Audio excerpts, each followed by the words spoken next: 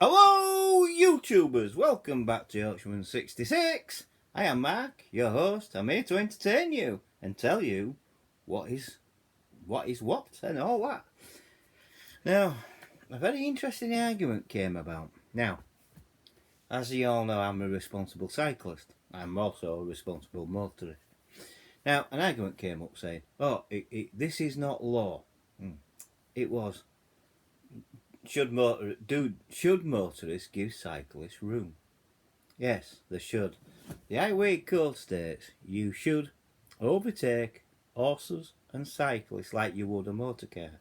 Give them room. A particular person on my Facebook said, not until they get road tax. Well, actually, cyclists don't need road tax, mate. Yeah, I mean. So we'll go into that in a bit more detail. So basically, is the Highway Code enforceable? Well, yes and no to that question. It appeared, the Highway Code first appeared in 1931 and has been updated as vehicles driving practices and laws have changed. The Highway Code UK covers England, Scotland, Wales with a separate edition for Northern Ireland. The aim of the Highway Code is to make the road safer for everyone to use. I'm up for that. I really am. I'm really up for that. What's the Highway Code? Well, written by Paul Horseman, published on 6 March this one, 2020, updated on the 11th of March. Yeah. If you are learning how to drive, then you will not only be practicing your clutch control and parallel parking and single manoeuvre, but you will also be spending a good amount of time reading the Highway Code. Some people view the Highway Code as a nuisance, retaining only the bare minimum to get through the ferry. Well, actually, it is needed. The Highway Code is needed. Get through the ferry. But the Highway Code is such more than that. It helps drivers, cyclists, pedestrians. See, you hear that? It helps drivers, cyclists and pedestrians stay on the right side of the law and teaches them how be more considerate of each other. So you see, motorists, you should be more considerate towards cyclists and things like that, you know what I mean? You really should. Why do we have one? Well, the Highway Code first appeared in 1931 and has been updated on vehicles driving practice and laws have changed. The Highway Code UK covers Scotland, Wales with a separate edition for Northern Ireland. The aim of the Highway Code is to make the road safer for everyone. At the Highway Code book, you can pick up a copy of the Highway Code from many online retailers and most bookshops. The Highway Code can also be accessed for free at the gov.uk website if you prefer to read online. The Highway Code book is broken down in specific sections for different road users and, for instances, rules for pedestrians, central guidance for people on foot, including how to cross road, understanding different types of crossings and how to use them. Rules for powered wheelchairs and mobility scooters covers which types of mobility vehicles can be used on the road as well as on the pavement, and the rules to follow in each case. No one follows that rule, and they should do. They should do. And it will become clear why when I get to the end of it. Rules about animals for people using horses, horse-drawn vehicles, as well as people with dogs and other animals. Rules for cyclists, laws for cyclists to follow, including how to handle junctions and roundabouts. See, we do have the benefits, and we should get all the benefits as a normal motorist would on the side. So cyclists, you must give way to cyclists, and a lot of people, motorists, don't. I'll tell you. I've been nearly knocked off a couple of times through that because it's ignorance, you see. Rules covering legal and requirements set as helmets. This is rules, cyclist laws for cyclists to follow, including how to handle junctions and roundabouts. Which is fair. A lot of cyclists don't know how to angle a roundabout or a junction. I do. I'm responsible. I know how to do it. I would approach it as I do on a motorbike and anything like that. So, rules for motorcyclists covering legal requirements such as helmets and other safety issues carrying passengers and driving at night. Rules for drivers and motorcyclists covers rules about vehicle condition, towing, passenger safety, drinking and driving, and more. This is where I think the law should be clamping down on cycling, on a lot of cyclists, because there's a lot of push bikes out there what's not fit for the road. Mine is, well, when I get one it will be, but yeah, there is a lot of push bikes that ain't got brakes and they're not fit to be out for purpose at all. So the police should be clamping down. I think that should be right, and that should be covering in cyclists.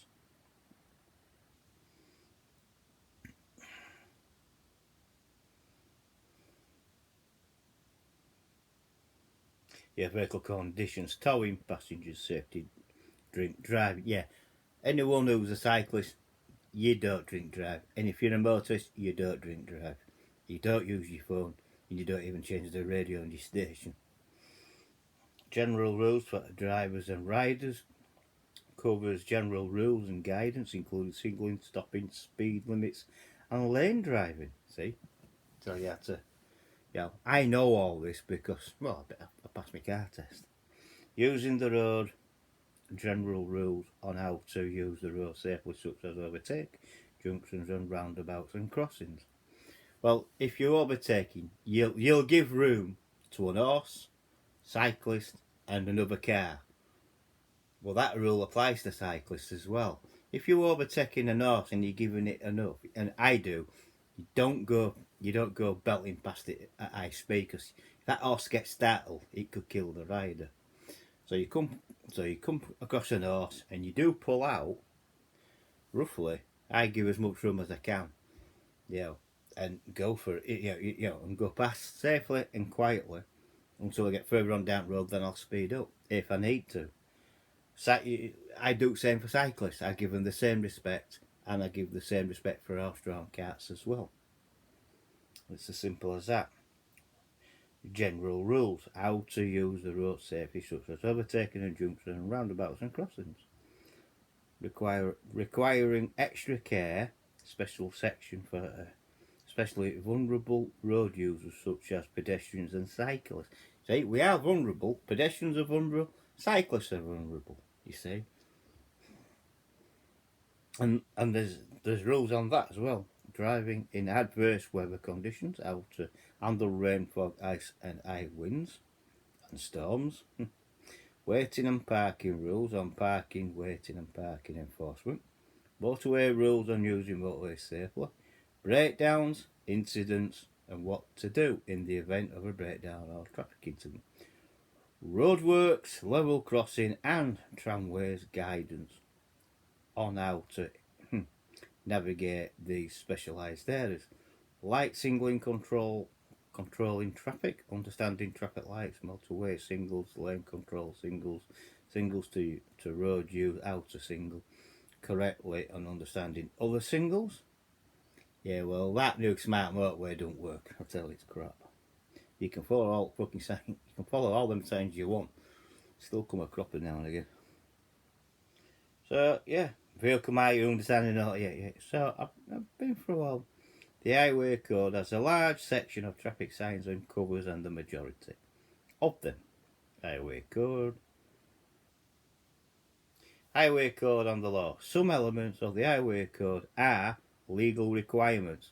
Are legal requirements. And breaking these rules is criminal offence that can be met with a fine, penalty points, or in some cases, prison sentence. You'll know which elements these are because they'll be clearly marked with the words must or must not. Simple as. And if the overtaking cyclist is a must not, then it's wrong.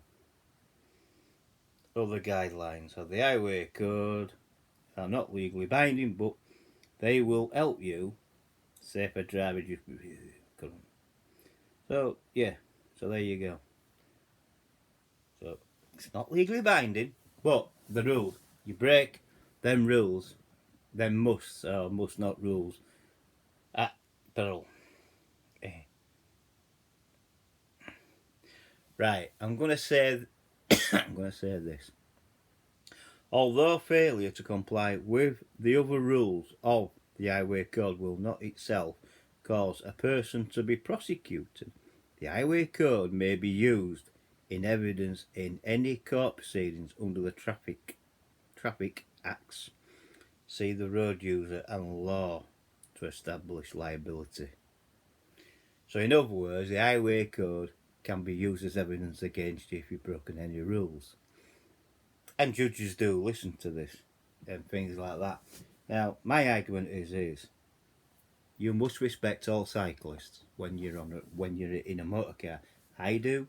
The majority of people in the United Kingdom do, but a lot of people have this attitude. Well, they're not taxed, so they shouldn't be on the road.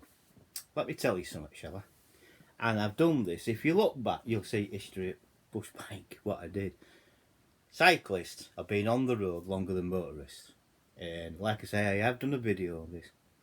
And, they were on, cycling, walking was the preferred mode of transport. They were walking all over down country, weren't they?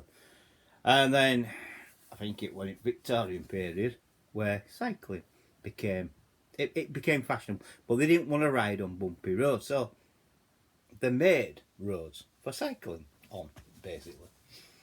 And cycling's been around a lot longer than motor cars, and people don't believe that, but it has. If you look at the history of it, cycling was around 68 years before the motor car. It's the motor car what nicked the cycling paths around England and Wales and Scotland and Northern Ireland. You see, so they nicked all the cycling paths and used them for their motor cars, which was wrong. Now the morning that we're on the road and we don't have to pay tax. Well, cycling's always going to be for free. It was recognised world round that cycling would be, you wouldn't have to pay any additional fees because of the price of your bike. If I went out and bought a push bike tomorrow, it could cost me the bike I want will cost me 600 quid. Yeah. So I pay 600 quid. Now, legally, the government cannot enforce any fees on me because I've already paid for my bike £600. So, as far as I'm concerned, I paid so I can cycle on the road. Basically, I have been a motorist in the past. I don't have a car at the moment, but just hear me out. So, cyclists has always been, cycling has been recognised. It will be a free activity for your family and children and kids, things like that. But there's some people out there to this day. There is a petition flying around. I think it's failed actually, but there was a petition flying around to try and make cyclists pay for the road use. No. That will never fly, because that would make it into a rich man's sport, and it's not meant to be like that. If you've ever heard the slogan "cycling for all," it means everybody, from the poor right to the richest. Doesn't matter. Anyone can enjoy cycling. If you start charging people, not everybody can enjoy cycling. So this is why I'm against it. And, I won't say it when I went because I shut him up, and I just say anything in the Highway Code rules you must obey. Because if you don't, you can find yourself very, very, very quickly in trouble, like a friend of mine did. He didn't give a cyclist any room. He was in the attitude, I'm a car, I can budge him out of the way. He went close up, and he ended up, actually my mate ended up going past him and brake checking him, and the cyclist ended up going over handlebars and over into his bonnet. Police was involved and the police arrested him under the careless driving, basically. And he said, well, I've done no wrong. I braked. Well, he should have braked. Well, the guy did brake because he had disc brakes, but he went over handlebars because he hit the car. You know what I mean? Yeah. When you suddenly brake in front. He didn't have time to move. So my mate got done. He will be done for careless driving, but he's looking at 6 points on his licence, and like I say, and an hefty fine. All because of careless driving. In my mind, this is what I've heard, and it does say it in the highway code. You must give way to all vehicles. A cyclist on a bike, pedal bike, is a vehicle. You must give way to all vehicles. You must give room to all vehicles on the road, which I do. And if you follow the highway code, it will make you a better driver, and it will make you aware of cycling. A cyclist. There's too many cyclists getting killed per year. I don't know if it's their fault or motorists' fault. All I know is cycling deaths are going up.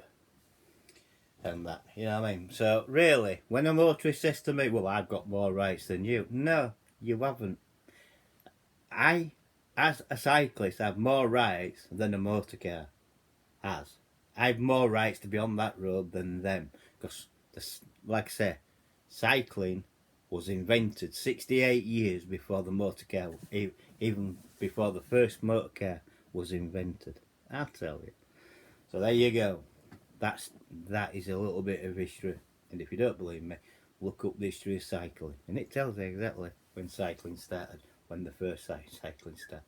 The first, as we call them, push bikes. But you must give way to all vehicles. Motorists don't give way to cyclists. No, they don't. They should do, but they don't. Not all. I'm not saying everyone's like this, but I must admit there is a lot of drivers out there who are absolutely ignorant, and they don't care. They basically don't care, But what they don't understand is your car licence isn't a right. It's a luxury. What can be taken away from you? You don't have a right to it. You've had to pass a car test, yes. That's that's the way into motoring. That is the legal way into motoring, is to pass your car test. But your licence doesn't give you a right to injure or harm other people on other vehicles, basically. You can't use your car as a weapon like some motorists do. And that, especially against cyclists. They don't like them on the road, but it's tough because we're allowed on the road, legally allowed on the road. The rules apply that we don't need, we don't need any road funding tax or all like that because, how can I put it? Got no engine. As long as, no engine, no pollution, no tax, and that. And when electric cars started first coming out, I thought, oh, thank God for that. They're tax free because they're not polluting. That clears us, cyclists, It made the argument stronger for cycling than it ever does for anything else. You know what I mean? So there you go. So, yes, in my opinion, cyclists have the same benefits as any motorist. You must give way to them. You must. You know what I mean? A lot don't, but you must. Because if you don't and you cause someone's death, you can be done, and you can be done for care. It's called careless driving, and that's what you can be done for. And as you heard from what I've been saying, you can end up with 5 years imprisonment if you break any of them rules. So this is why I said it is enforceable by law.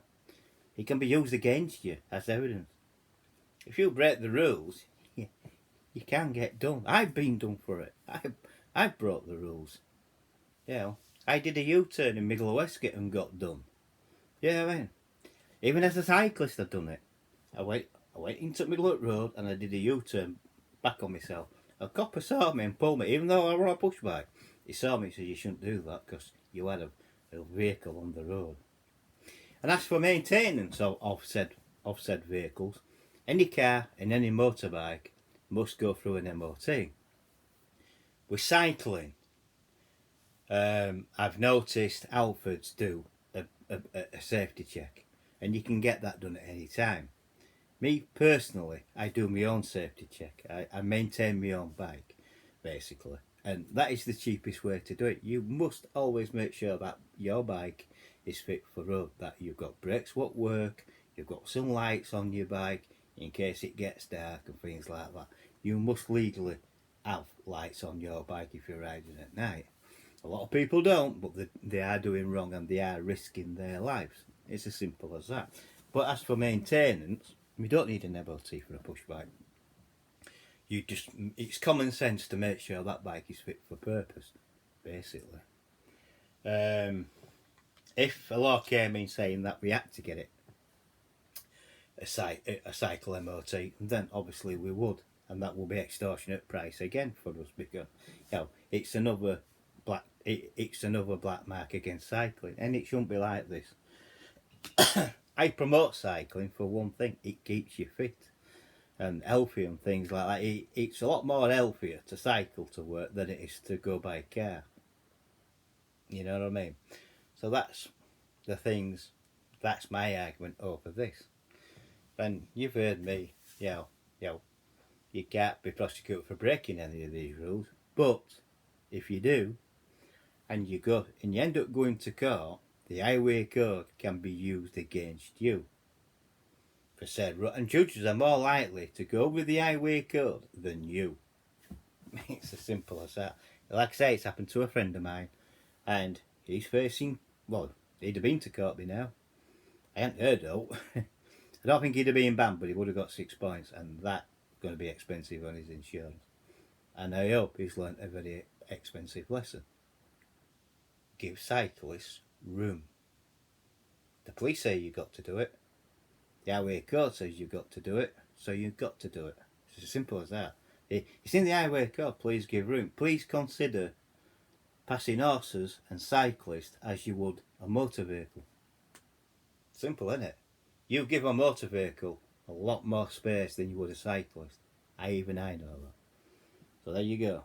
So yeah, give them the same respect. You've got to give cyclists and other road users the same respect. You expect that respect, so start respecting it yourself and start doing things properly. There'll be less accidents and there'll be less arguments with cyclists as well. And this is the biggest bugbear with cycling. Yeah. We get people. I've had it in the past where I've been riding my push bike, minding my own business. Cars come up, get off at road, you wanker. You know, I get all that. But they shouldn't be on road if they're that angry. That's where road rage comes into it, you know what I mean? And road rage is a serious thing as well, because you can be done for that as well. I suppose that's not law as well, but it is. You know what I mean? But you've heard what I said about the highway code. It's a must. It has to stay. Myself, it must stay. And I think it has to be revised more. And I think there should be a separate... Now, I've always said this. Cyclists should have their own highway code book with it all written down. What we can and can't do. And what... it should be all in one. We should have our own as well. And as for mobility scooters, well, no one listens to highway code over them. Only a fair few. If you've got a mobility scooter with lights on and indicators, you must be on the road, not on the pavement. A lot of people are breaking that law right now. So you see, you know what I mean? You can't even ride an electric scooter on the road because they're not legal in this country. Simple as, you break the law if you're riding more than. So there you go. But I'm on about cycling. So cycling, yes.